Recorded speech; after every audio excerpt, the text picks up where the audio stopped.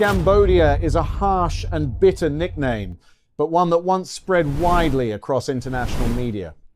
The word combines scam and Cambodia, referring to the country's reputation as a hotspot for transnational fraud operations, especially cyber-enabled scams. It is only a single coined term, yet it carries enormous controversy.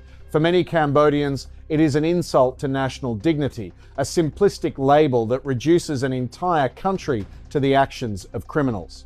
But for much of the outside world, the name reflected a reality that had become impossible to ignore. Cambodia had, for a time, become a safe haven for large-scale scam syndicates. To understand why such a term emerged, we need to look at how this criminal industry has operated.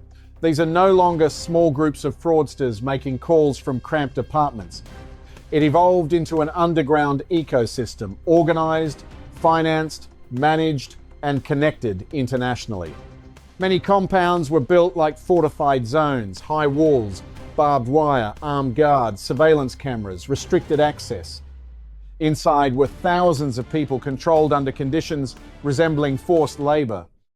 They came from across the region: Vietnam, China, the Philippines, Thailand, Malaysia, and beyond. And many arrived after accepting promises of easy, high-paying jobs.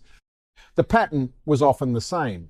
A job ad on social media would offer customer service work, data entry, online sales, or technical support with generous salaries, free meals, and accommodation. For young people facing unemployment, debt, or desperation, such offers were highly tempting.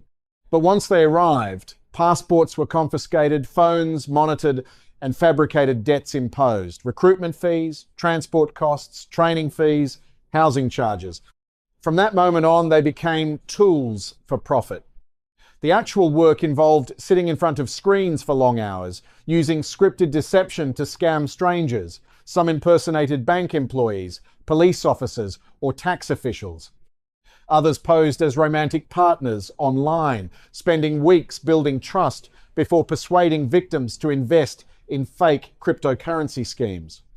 Some specialized in fake e-commerce platforms, fake job recruitment, or scams targeting the elderly. Everything was measured by quotas and performance targets, much like a real corporation.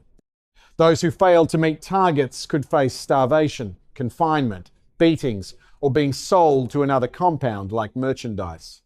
For years, many of these operations survived because of several factors: weak oversight, legal loopholes, local economic interests, and the complexity of cross-border crime. Some hid behind casinos, special economic zones, hotels, or commercial developments.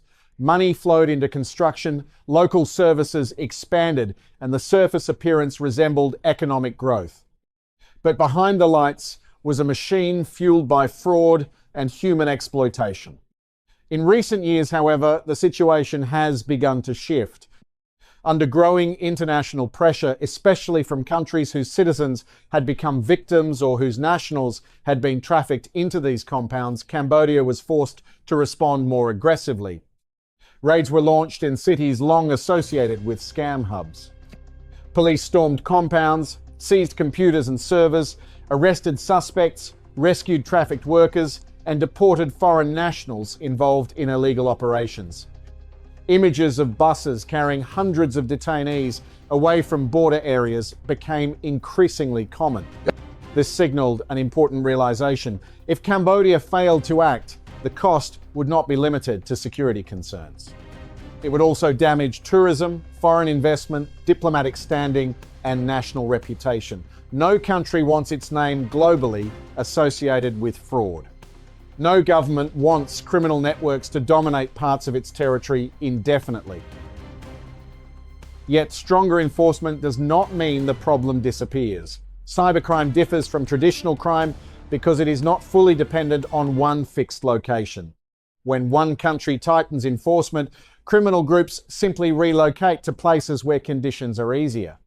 That is why many analysts warned that pressure in Cambodia would push operations toward border regions in Myanmar, Laos, or other less regulated areas. Such places are attractive for several reasons. First, some have difficult terrain that makes access and enforcement harder. Second, in certain areas, central government authority is limited. Third, borders are porous. Crossing a river or a forest road can mean entering another jurisdiction entirely. Finally, modern telecommunications make it possible to run thousands of scam calls from almost anywhere, as long as there is stable internet access. That is what makes the threat so serious. Modern criminal networks no longer need a single headquarters.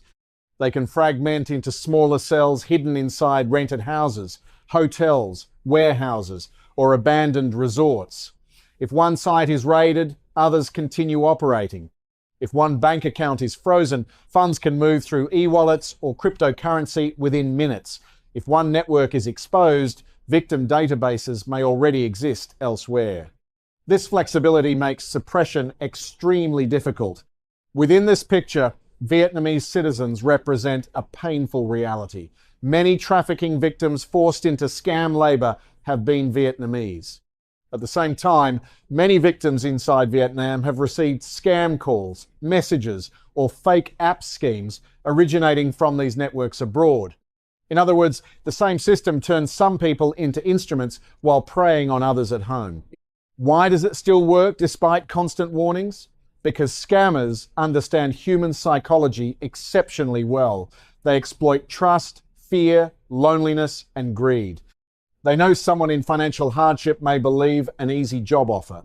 They know older people may panic when hearing threats involving police or bank accounts. They know lonely individuals may respond to online affection. Technology is only the tool. The real weakness they exploit is human emotion. That is why this problem cannot be solved solely through raids or prison sentences. It requires deeper regional cooperation, sharing intelligence, speeding up extradition, freezing cross-border financial flows, regulating fraudulent recruitment ads, protecting migrant workers, dismantling domestic brokers, and improving digital literacy among the public. If each country only cleans its own yard, the criminals will simply move next door and continue operating online. For Cambodia, removing the shadow of Scambodia will not come through diplomatic objections or angry headlines.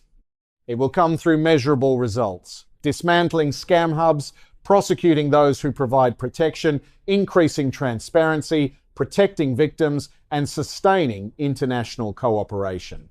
A nation's reputation is not restored through slogans, but through consistent action. For Southeast Asia, this is a major test of regional security cooperation.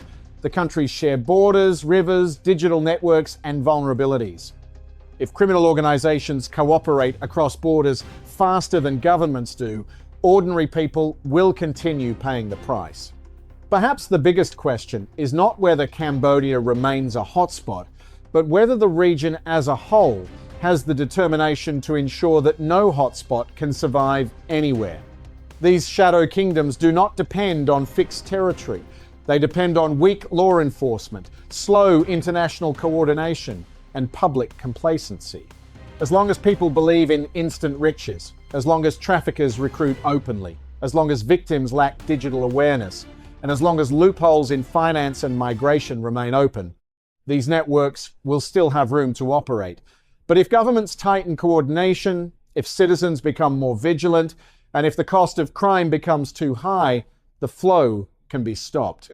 Whether Southeast Asia becomes a safer digital region or remains marked by fraud will not be decided by criminals alone. It will be decided by the choices governments make and by the caution of every individual. Thank you for following this story. If you found it interesting, please subscribe, turn on the notification bell, and share it. For now, this is goodbye. Thank you for staying with Societale Stories.